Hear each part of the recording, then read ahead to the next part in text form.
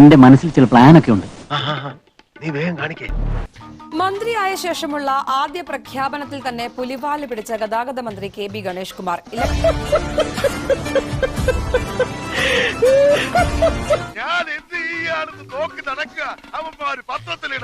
Electric ബസ്സുകൾ ഉപേക്ഷിക്കുമെന്ന മന്ത്രിയുടെ പ്രഖ്യാപനം CPM തള്ളി. അല്ലെങ്കിൽ വേണ്ട, തന്റെ ഈ കോപ്പിലെ ജോലി ഞാൻ രാജിവെച്ചേക്കണം. ഇതാ എന്റെ രണ്ടാമത്തെ രാജിക്കത്ത്. എന്നെ ചതിക്കുമായിരുന്നില്ലേ? നിലപാടെടുത്തു.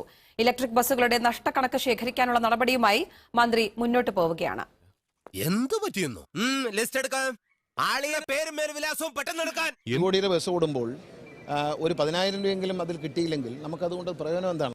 ഇത് എന്നെ ഉദ്ദേശം, എന്നെ തന്നെ ഉദ്ദേശം, എന്നെ മാത്രം ഉദ്ദേശം. എന്താണ് നീ ഇപ്പൊ പറഞ്ഞത്? ഇന്നലെ ചന്തയിൽ നിന്ന് മത്തി പോയിക്കൊണ്ടുവന്ന പേപ്പറിൽ കിടന്നത് വിവിധ സ്കീമുകളിലൂടെ കിട്ടിയ പണമാണ്. അത് KSRTC ബാധ്യതയാവുന്നില്ല. അപ്പൊ അതിനെ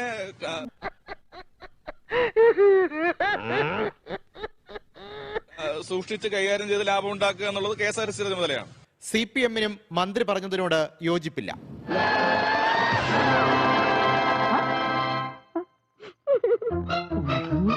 അതല്ലേ ഞാൻ പറഞ്ഞത്, ഒരു മന്ത്രിയുടെ പ്രശ്നമല്ലല്ലോ, ഇവിടെ മന്ത്രിസഭ തന്നെ ഉണ്ടല്ലോ.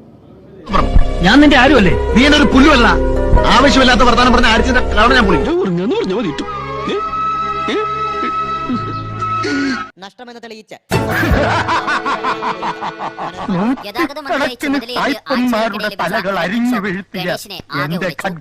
അതിനെപ്പറ്റി ഒന്നും പറയാനില്ല. ഗണേഷ് കുമാറിനെ കുനിച്ചിരുത്തി ഇടിച്ചു കഴിഞ്ഞു. ഞാനൊന്നും മിണ്ടുന്നില്ല. ഞാനൊരു വികാര ജീവിയാണ്.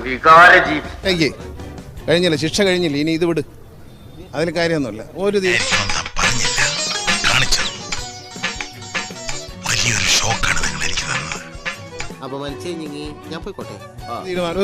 പുതിയ തീരുമാനമില്ല.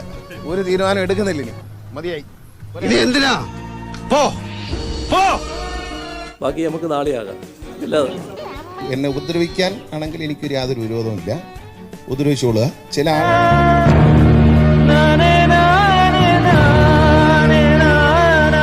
ആളുകൾക്ക് ഉദ്ദേശമുണ്ട് ഉപദ്രവിക്കാന്നുള്ളത്. എന്തിനാണെന്ന് എനിക്ക് മനസ്സിലായി. ഞാൻ ഇവർക്ക് ആർക്കും ഒരു ദ്രോഹം ചെയ്തില്ല. വല്ലപ്പോഴും എന്തു വേണ ചെയ്തോ, പക്ഷെ ദേഹോപദ്രവേൽപ്പിക്കരുത്. പഞ്ചഭാവോ കണ്ട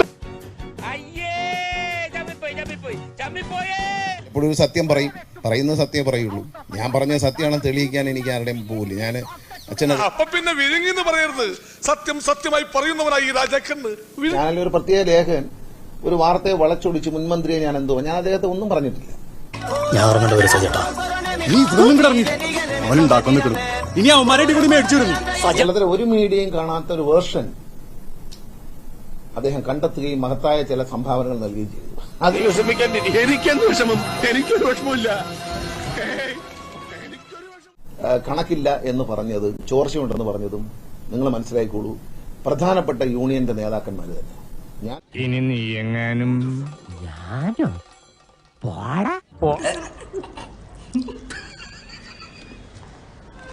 ഞാനല്ലാതെ ഇത് അറിയുന്ന ആളല്ല. ഞാൻ പുറത്ത് നിൽക്കുന്ന ഒരു MLA ആയിരുന്നു കഴിഞ്ഞ ദിവസം വരെ. ഞാൻ ഇടപെട്ടിട്ടും എനിക്കറിയില്ല.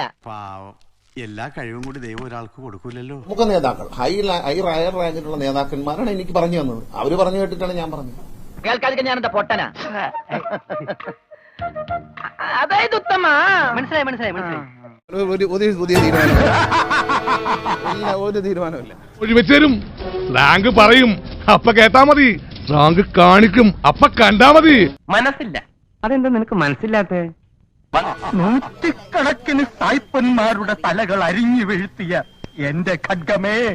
മതി മരുന്നും മന്ദിരമൊക്കെ. ഓടിക്കോ, പ്രേമ പതിയെ പോടാ. എനിക്ക് ദേശത്തെ വഴിയേറിയില്ല.